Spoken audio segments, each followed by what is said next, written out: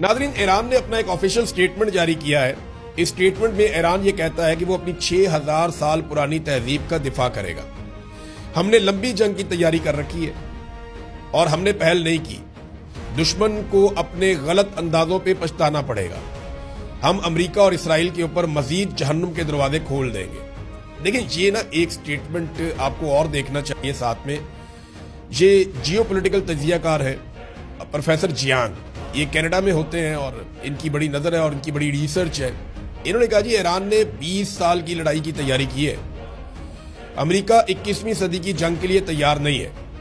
ایران کو امریکہ پر اس خطے میں کئی قسم کی اسٹریٹجک برتریاں حاصل ہیں دفاعی نقطہ نظر سے، اور یہ ایک تھکا دینے والی لمبی جنگ بن سکتی ہے جس میں امریکہ کے لیے تو بہت مشکلات ہو جائیں گی۔ دیکھیں نا، جو ایران کے ہتھیار ہیں جو بڑے خوفناک ہیں، جنہوں نے اس وقت مصیبت ڈالی ہوئی ہے، میں ان کے بارے میں آپ کو تھوڑا بتا دیتا ہوں۔ ایک تو یہ ہے کہ جو آبنائے ہرمز کی بندش ہے، یہ دنیا کے لیے ایک ڈراؤنا خواب ہے، اور ایران کے پاس یہ کیپیسٹی ہے کہ اس کو لمبے عرصے تک بند رکھ سکتا ہے۔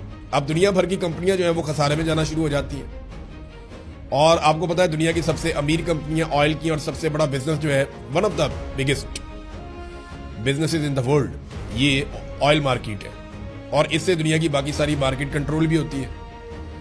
تو یہاں پہ جو یہ بندش ہے، اس کے نتیجے میں خلیجی ممالک کا بہت نقصان ہو رہا ہے، امریکہ پہ اور یورپ پہ دباؤ بڑھ رہا ہے۔